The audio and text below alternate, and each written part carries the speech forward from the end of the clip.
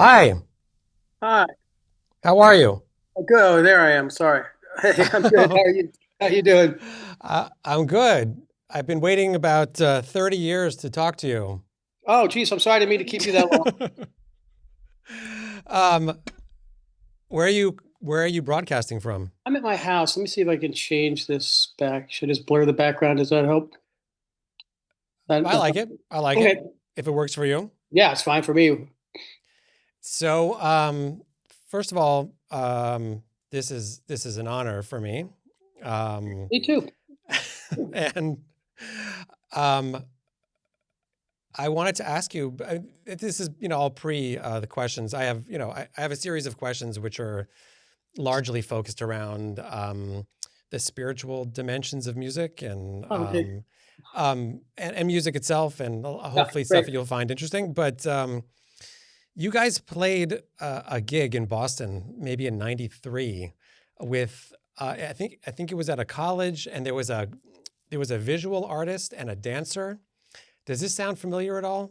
Sure. I mean, we did that. Yeah, sure. It does sound familiar. That was one of the greatest shows I've seen. I've in a history of seeing a lot of stuff.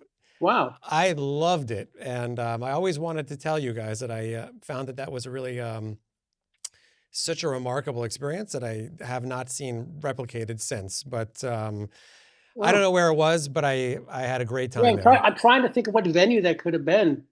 Like I want to say Emerson College or something. Oh, wow. Maybe so. I don't. That part is going to be pretty blurry for me for sure. Yeah. Especially 93, because we were doing a lot of stuff back then. But yeah, Okay. And my teacher back then was Rand Blake. one of my favorites. I studied with, so were you at the conservatory then? Or, Yeah, from 93 to 95. yeah, so I was there like 83, 84 till 89. Okay, so we missed each other. Yeah. I think I would have known anyway, but so and Bob Moses was my ensemble director. Another one of my teachers. Yeah, I mean, I mean, when I was there, I would split lessons. Well, my first year I was a classical major, and then I kind of realized pretty quickly that as much as I love the music, I had no interest in being a classical performer. Yeah, yeah. Just that at that time when I went to school, there weren't a lot of jazz programs, and I was just influenced by my family and everybody that who were terrified anyway that I was going into getting a music degree to just get a classical degree. So I got into a couple different classical schools, and like in Juilliard, Eastman, Conservatory, and I chose a conservatory because it appeared to have, and it did have the most I guess Integrated. yeah, I guess integrated. That you could be in the jazz program and was integrated into the rest of the, or at least it appeared it appeared to be when I when I was making my decision, and that you could be in the classical department and still audition for jazz ensembles and stuff. But when I got in there, I really I had this incredible teacher, Leonard Schur, who was one of the great Him, teachers. no, I don't know him. He was amazing, and he like I guess he was like so great that I just had this experience of like, hey, you know what? Like he's got this incredible approach to interpretation, that's just like flawless and clear and so clear, and he's doing that. So I don't need to, I don't, I don't need to do that. It just wasn't my nature to like be that kind of musician, And I had also, I've been playing jazz, since I was a kid, also, and I actually also ran into. I also was having some major tendonitis Oh wow. issues, so it was like a big upheaval in my entire, which was also for me a very spiritual transformation.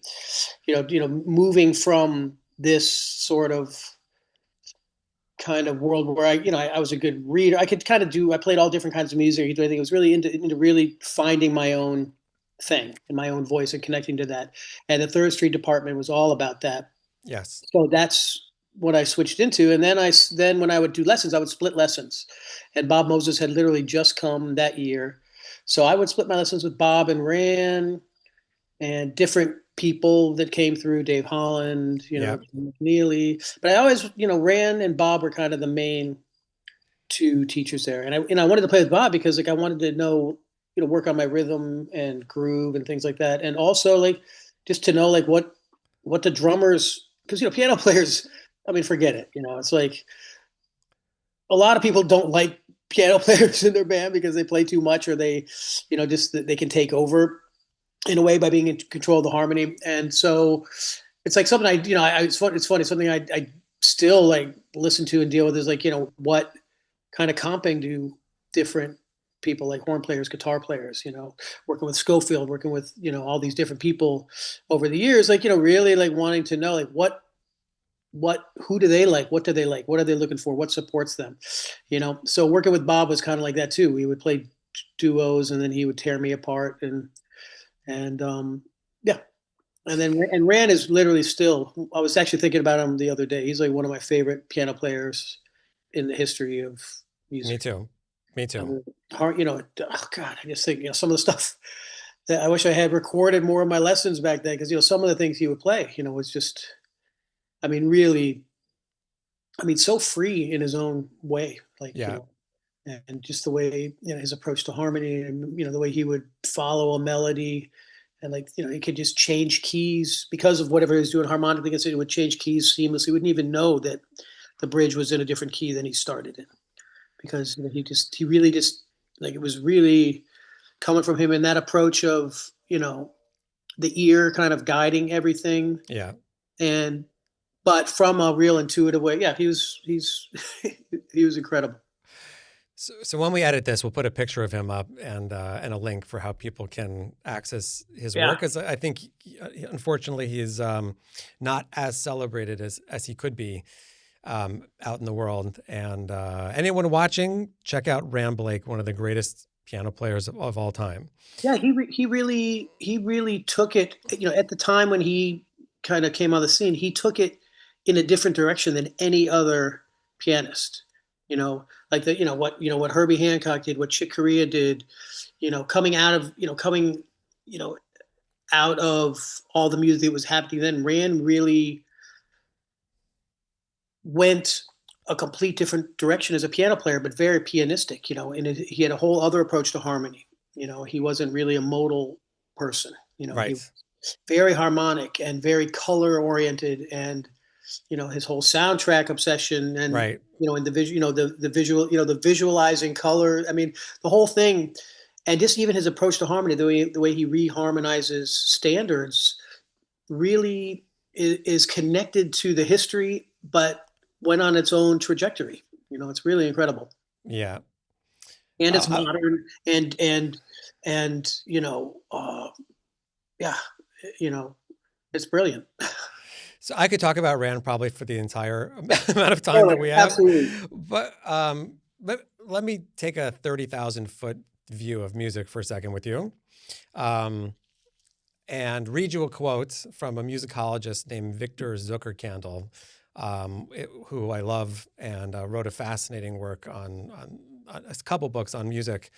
So there's this one quote that has stuck with me for a while, and let me get your take on it. So he says, how can tones have meaning? Words have meaning because they relate to things, sentences because they express something about things.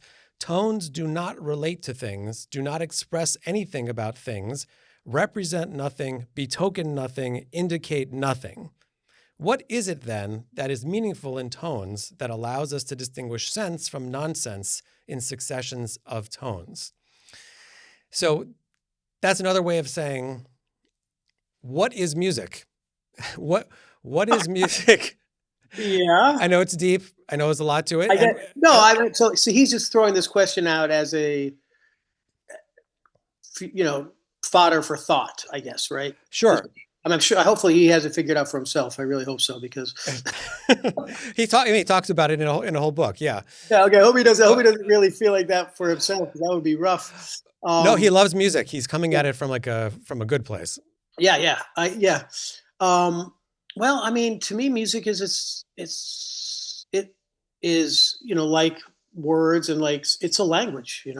I mean, it is a language of its own, and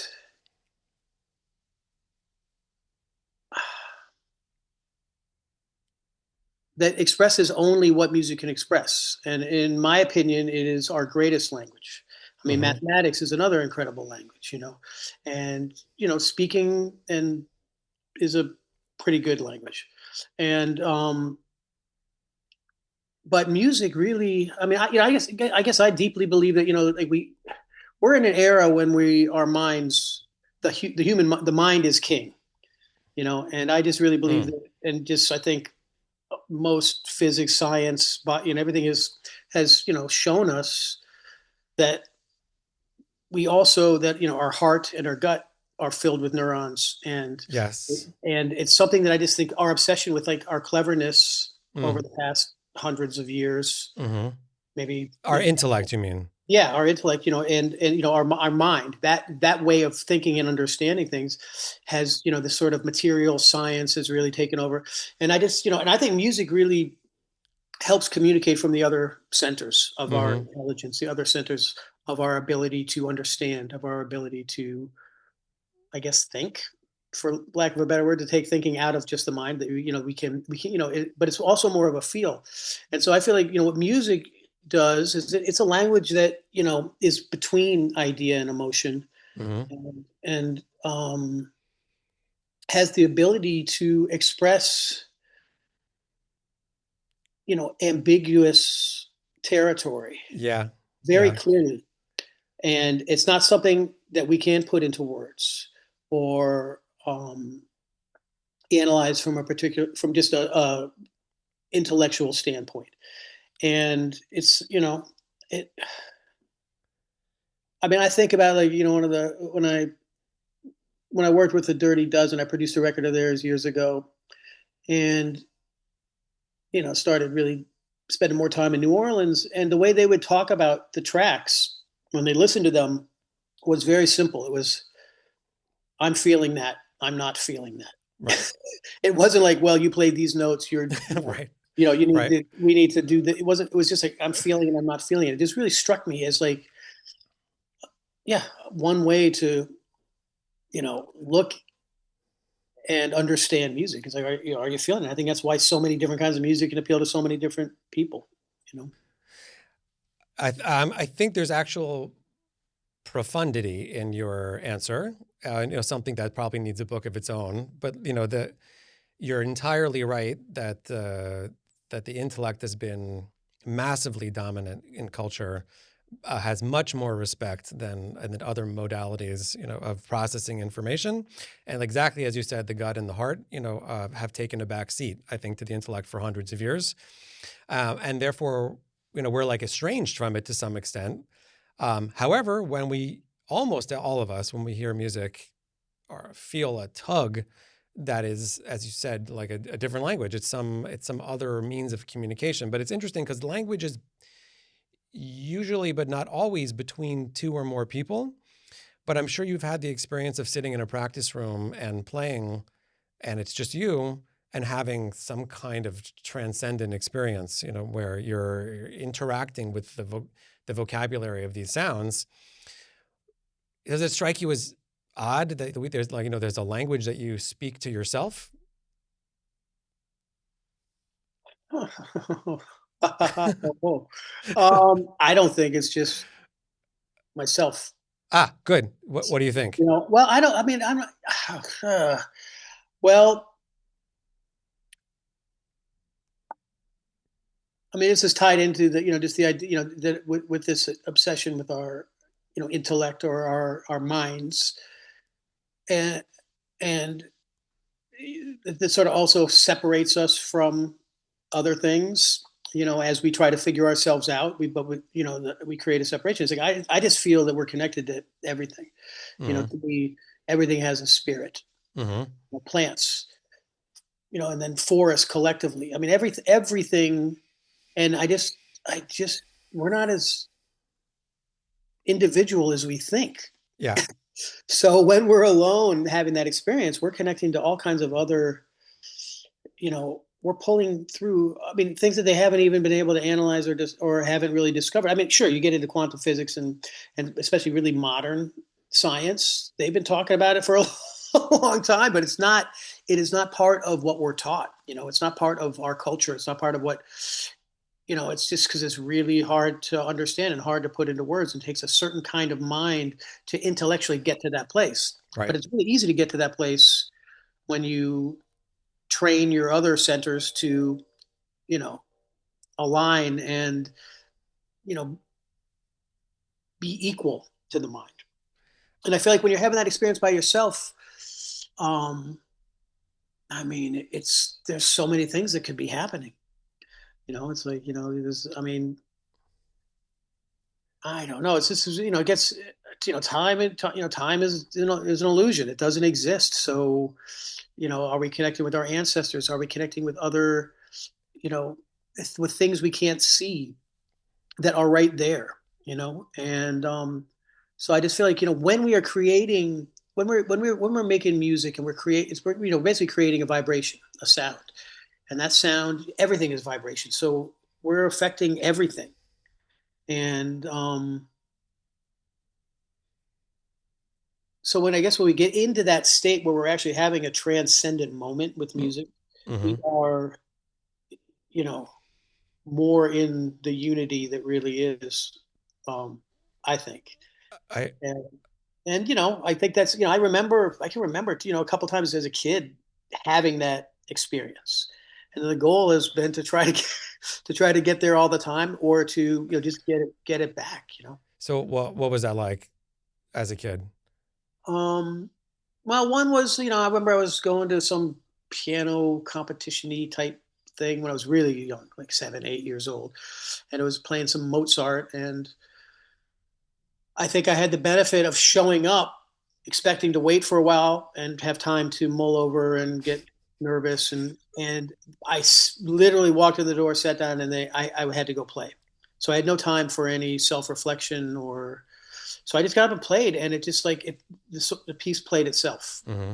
It was one of the things where like I wasn't. It felt like I wasn't even doing it. It was like I was in another zone, and it was happening. Mm-hmm. And I I didn't talk about it, or I rarely talk about it, but it was like it just struck me as like, okay, that's a goal.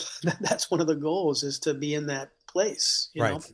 And it happened again one of the first times I was improvising. After I first got into jazz, a drummer, a friend of mine who was a little older, that really influenced me a lot back then. Um, this is like, maybe 13, 14, years old, and he had a little recital that he was putting on, and I played. I remember, a very similar thing happened where we were playing. I think it was "So What," was the song, and again, it was just like it kind of played itself, which was me getting out of the way, you know, me, the ego, the Yeah. the Yeah. the me that I think I am, just getting out of the way and allowing it, or the part of me that would get in the way, whatever your psychological, framework is. There's so many different ways to look at this, but it was just happening, and I just remember how powerful it was. It was like being, in an ocean, when the waves moving you, or in a really strong river or something. It was just happening. And again, that was like one of these things where like it became a goal, and it certainly didn't happen every time, but it was sort of this, again, full sensory, body, heart, gut, mind, everything, feeling that I knew that I needed to. That's what I was going for. And then you practice all kinds of stuff to think that's what's going to get you there. And but yeah. Would it be too much of a stretch to suggest that that's why musicians play music? That it's seeking that sort of peak experience, like many endeavors, the from jogging to race car driving or whatever. Like there's that moment that you're describing of becoming part of something much bigger than yourself. Most people experience as tremendously pleasurable, and then once they've had it once, they want it again. Um, given what Dr. Zuckerkandl said about tones not meaning anything, like, like 440 megahertz doesn't have a meaning. It is what it is. And it seems to be some kind of tool or vehicle. I don't know why it works, to create this kind of experience. But I subjectively have found, and in speaking to others, seem to see that that's the core of musicianship. That's the core of, like, we're trying to get into that space in a fundamental way. Does that strike you as true? Yeah, I mean, it's a vibration, and really, what is meaning, and what has meaning? Right. And this is again, That's a big question. that's the mind. That's the mind trying to box something up just to understand it, to get on with life and feel good. And I just really believe that music, every sound vibration is beyond meaning. Yeah. Yeah. Silence is beyond meaning, and I think that I guess that's the goal. I think there's something just cathartic about that musical experience that we're talking about, whether you're a listener or a player. Mm-hmm. That yeah, I would say we need. So, One of the things that I could talk about, along these lines for me is that, like, I came to realize, I don't know, in the past 15, 20 years, that, like, I had a piano in my bedroom growing up at a certain point, and just for lack of a better word, I'm just going to use it, is that the healing that's that my next I question. The next question on my list. that I received from being by myself and playing music, going through whatever, the teenage shit that you go through, all the hormonal, discovering self, separate, trying, all the stuff that, if you've had kids or been one, you know what this is, you know what it is, you've had it, you've seen it, that having music really was incredible therapy. Mm-hmm. In addition to, like, also I performed a lot. I played a lot of different kinds of music. Also just, it was great to play music, and the social. There's so music has so many aspects, and all of those were great. But just like being alone and being able to go in my room when I'm pissed off about something, or something just isn't coming together in my mind / emotional fabric, to be able to sit and play for a little bit, and especially having the tool of improvisation and creating music at that time in my life, to be able just to, like, what that would do to my whole system. I don't know. I don't know who or what I would have been if I didn't, if I had had that. It was kind of scary. Well, you're anticipating the questions I was going to ask you, which is good. I was going to ask you about healing. You've spoken about healing. I've seen out there before, the power of music to heal. Again, this is a sort of a follow-on, but is the music doing the healing, or something behind it that's doing it? That's one. And two, would you say, like, is Swedish death metal healing as well? Are all forms of equally valuable, or do you see some as being more helpful towards healing? It depends on what you're trying to heal. You don't take the same medicine for every illness. Yep. So I would say that music is good, right? Just plain and simple, and maybe what's good for someone else isn't good for me. Mm-hmm. Or so I think that, like, there's music I listened to as a kid that there's no way I can't even begin to listen to now. So I would say, like, Swedish death metal might provide a certain energy and a certain release, for someone that could be, healing, at that time. I do believe that there are, I know that sound healing is all Thing. over the place now, and I have mixed feelings about that. Mm-hmm. I believe in it. I do believe frequency. Everything is a frequency, and And there's certain people like John Beaulieu, and these people, have done like really deep studies and also have a really deep connection to music. So, I mean, I think one of the questions in that world is like that I've heard about is this delineation between sound and music, and that's where I start to have issue, you know, Okay. because if even if you're just using something, a device, so a bowl or a tuning fork or anything to create vibration to, you know, provide an experience or, to for healing, you are hitting that thing, and the intention is a big part of it, you Yeah. know. And so whether you're playing, you know, something, some more complex music, whatever music you're making, you are the person who's making it, or the people that are making it are part of the experience and part of um, the effect. But I also believe that you can be making music and it does your I've had this experience, and your mind can be one place, but what's happening for someone else is something completely different. Right. And that's where I feel we got to let go a little of control. Just do it in the purest that you can for yourself. I mean, for me, one of the things is like I love songs, and I played with a lot of I've mainly explored music as music without words. It's in my life that's sort of been my fascination and exploration, is like what the language of music itself, Hmm. language of sound. And I mean, I've always seen it as sound, shaping sound, you know, whatever it is, whether you're playing, Bach, or you're playing jazz, or you're playing, your own, whatever it is. It's like you're basically, it's like one thing leads to another. Where you place it, it's like if if you even, for sound healing, you're playing whatever, a tuning fork. Hmm. When you choose to play it again is rhythm.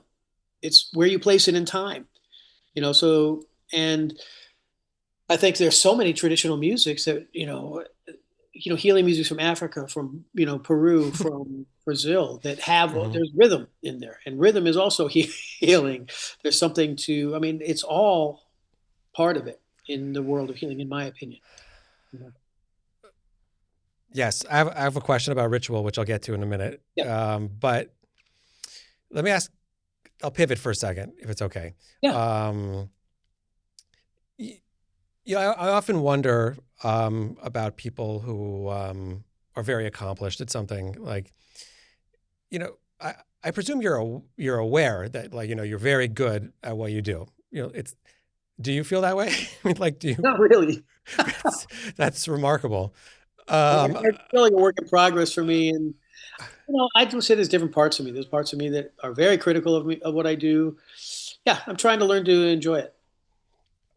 okay, that's interesting. Okay, fine. Well, let me ask it like this then.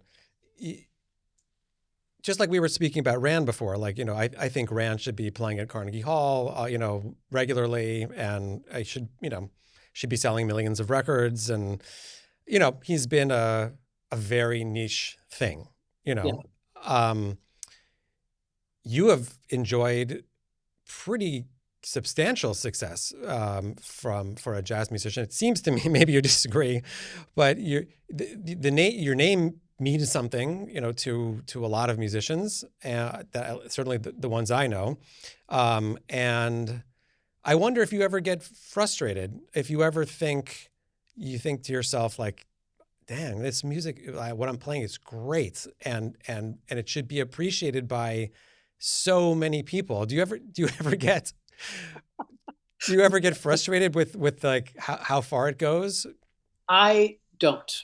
Amazing. Okay. I tend to just feel like I'm doing something wrong, you know, or I mean, it's nice to hear you say all of this, but I tend to. I don't know really. I don't even know if I think about it so much.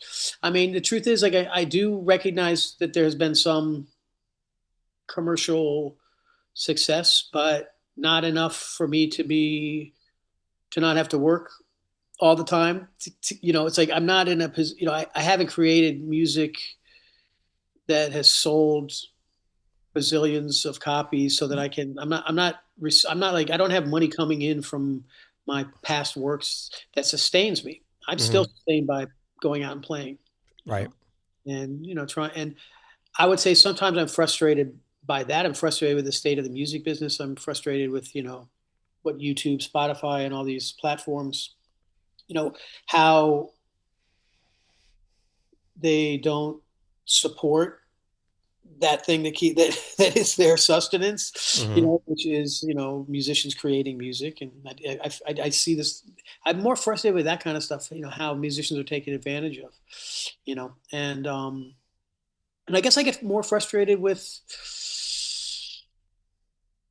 yeah, the how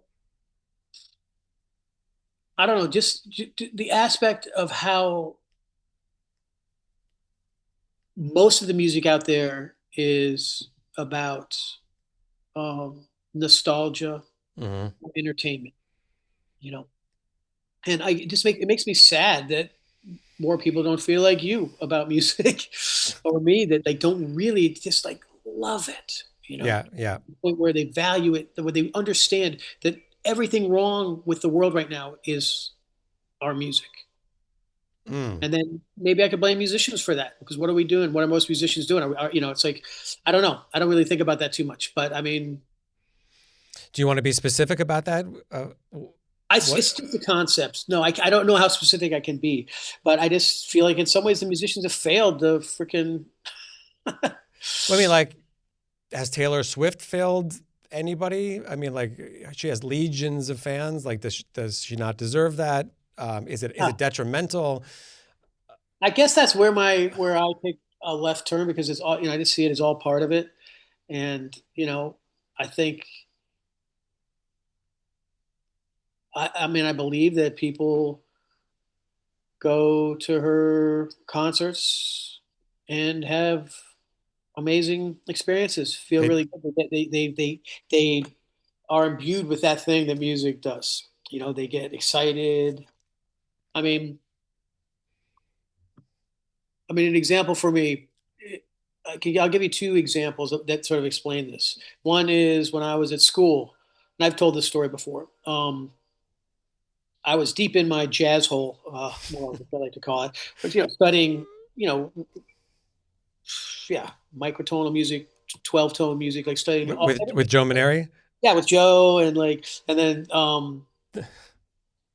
really into jazz, and really, into, analyzing Charles Ives, looking at all the Messiaen and all this stuff, like really getting into stuff that to me, when I'd heard it, was just like blowing, blew my mind, and like wanting to know more about that, and then also just getting into playing free jazz and more avant-garde kinds of stuff, and really hardcore about it.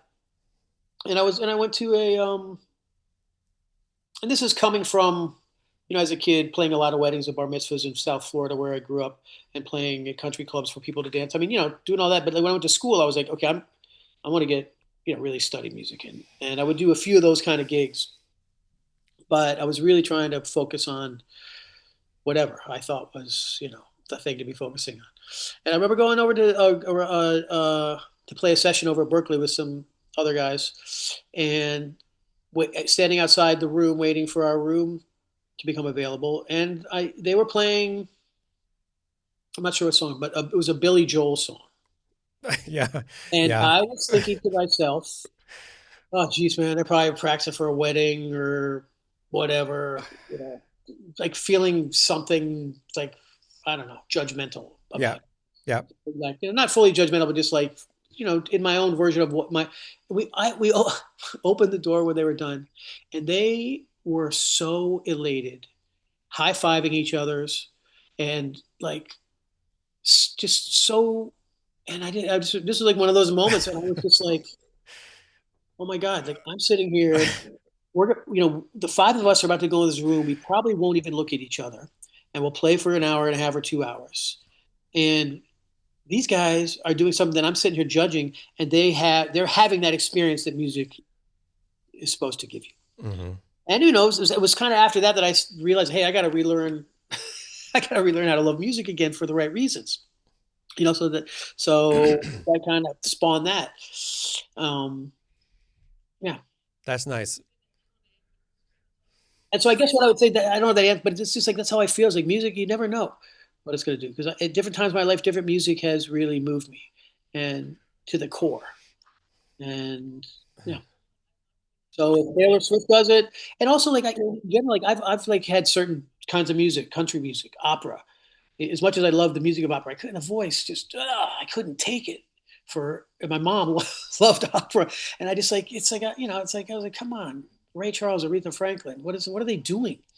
And I got stuck in my mom's car driving a couple hours. I was home visiting, and there was a cassette stuck in her car, Great Sopranos of Our Time, and I couldn't get the radio to go on, and so I had to listen to this thing over. So I listened over and over, and I had a breakthrough. Hmm. Victoria de Los Angeles singing an aria from Faust, and it was all of a sudden I heard the beauty in it, and ever since then I've I broke through. And I sort of feel like that. And same with country music. Willie Nelson's IRS tapes, who by my memories did that for me. Where I feel like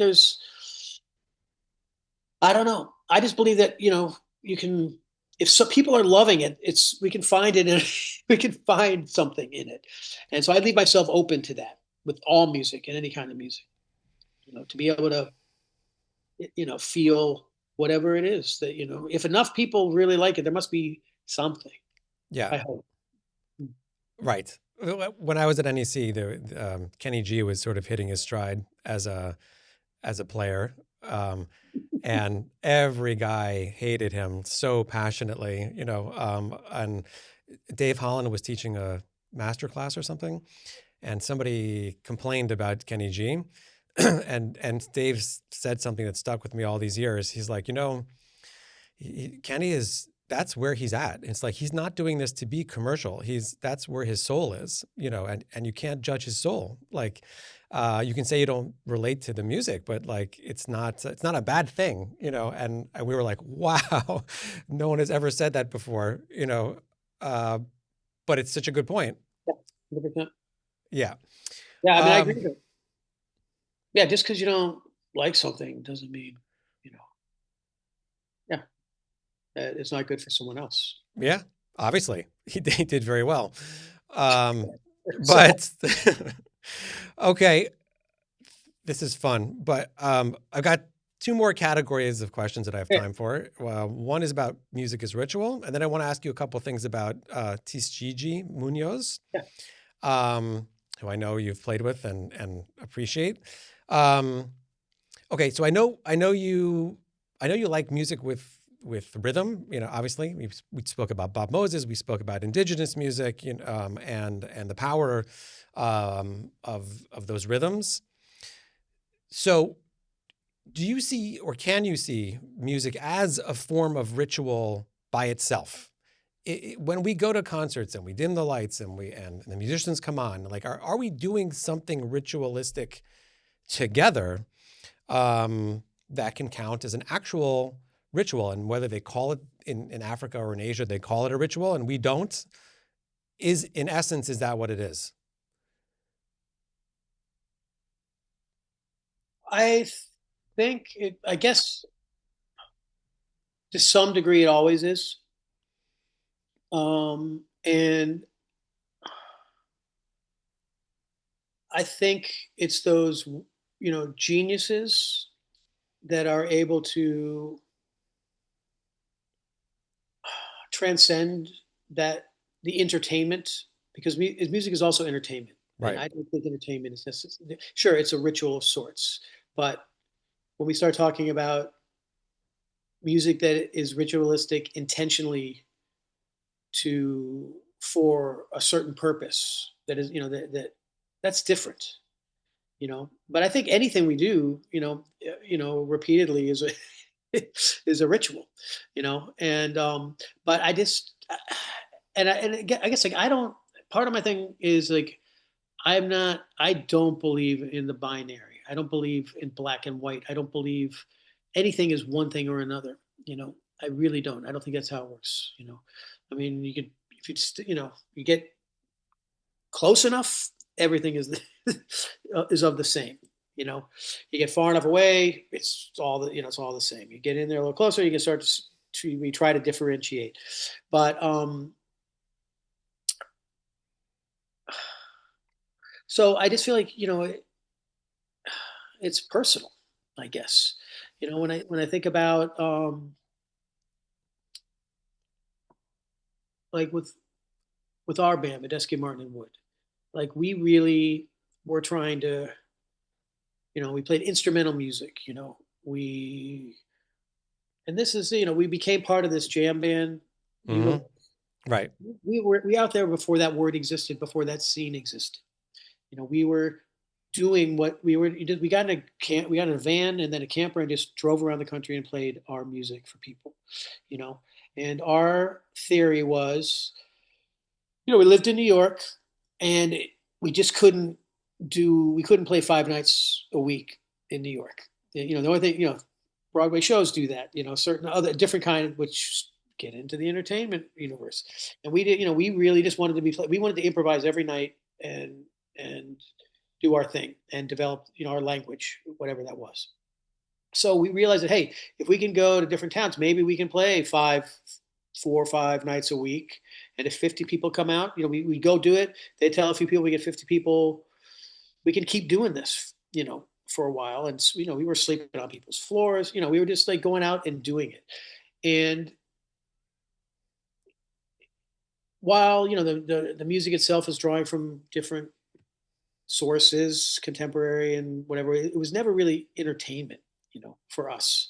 It was about taking people on a journey, you know. And so in a way that was, and the way we were living, like we were living like in a, you know, in a camper. We weren't staying in hotels or eating at Waffle House. We were, you know, sleeping in state parks, making our own food, you know, also to save to save money, you know, so that we could afford to do it. But it was a whole different, you know, approach that felt very, you know, it was like a ritual for us, you know, Mm-hmm. Mm-hmm. really truly, for, you know, a ritual for three white guys from, you know, the U.S. You know, we didn't have, none of us had, you know, we're in a tradition of, you know, a ancestral lineage of rituals.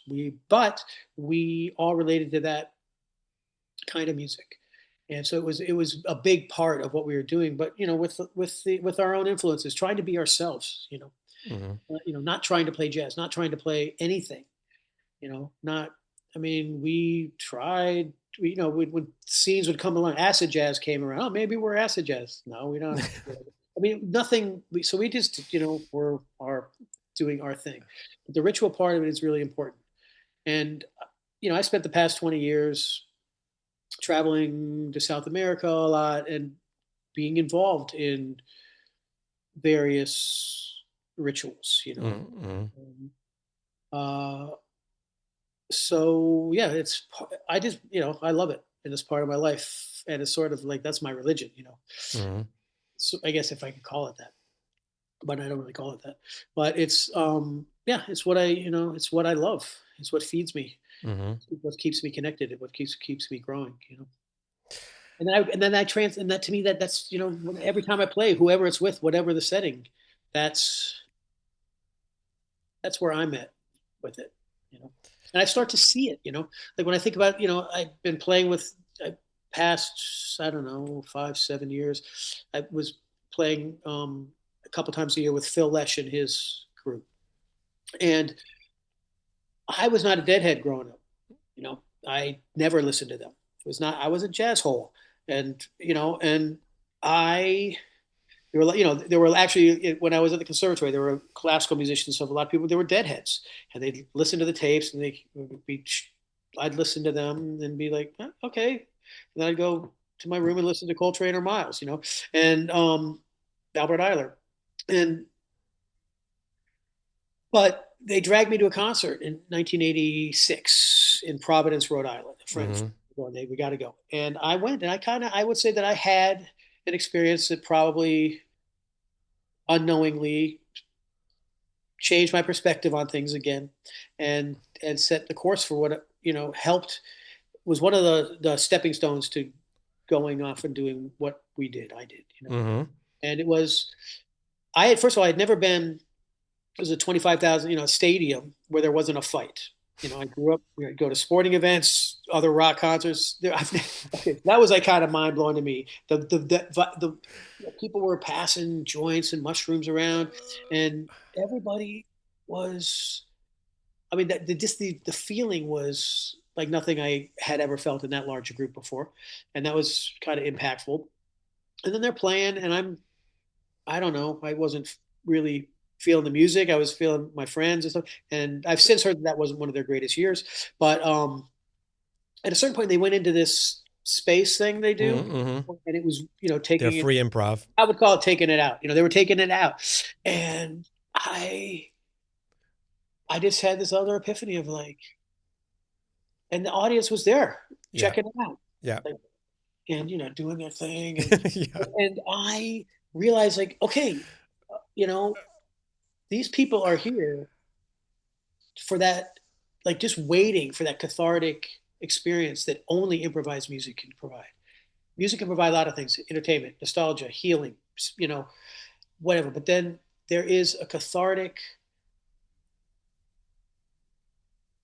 moment that can only happen with improvised music. Mm-hmm. It's really music in the moment for the moment, and that's a certain thing. And maybe it's not for everybody. Some people like that comfortable old feeling, just like the record, and that's what lets them relax and feel the vibration. But I suppose like, okay, here's a huge pile of people, and they're following them all over the country, and they are looking for that.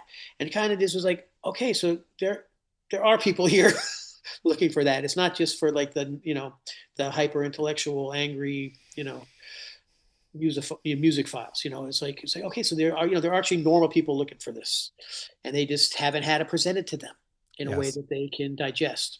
And I would say that probably, and it wasn't until much later that I got together with Billy and Chris and we started doing it. But I think that concert, uh, yeah, kind of put a click in, like, okay, it's possible.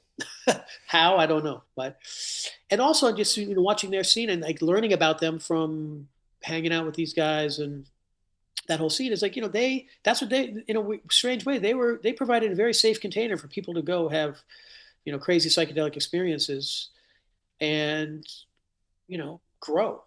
Yep. Not all, some, like anything, some people don't grow. Right. Some people they do with it what they want, but they really turned on a huge number of people. Yeah.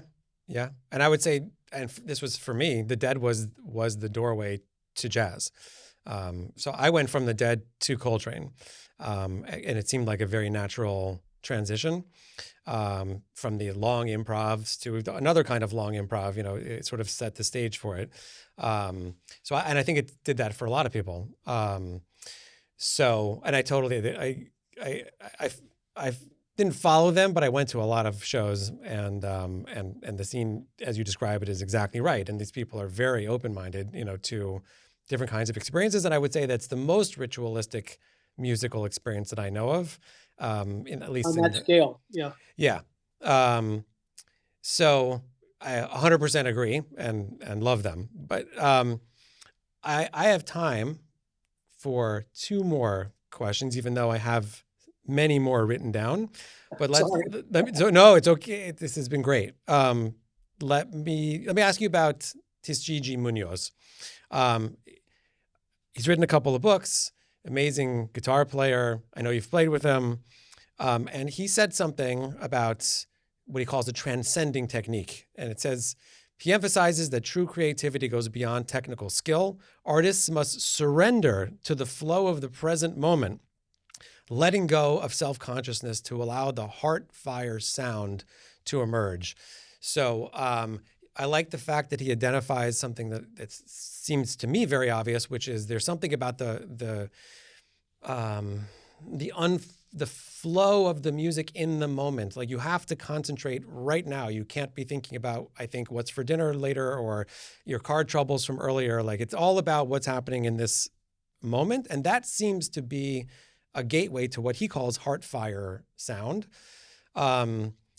What do you make of that? Is this part of the experience we were discussing earlier, that helps you to have this elevated sense? What does the presence have to do with the transcendent in music? Well, I would say I agree with that, with what he said. Um,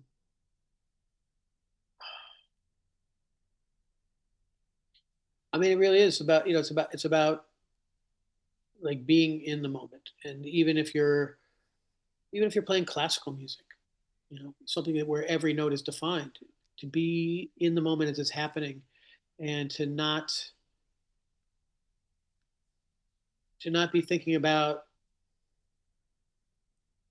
the wrong note you played 3 seconds ago.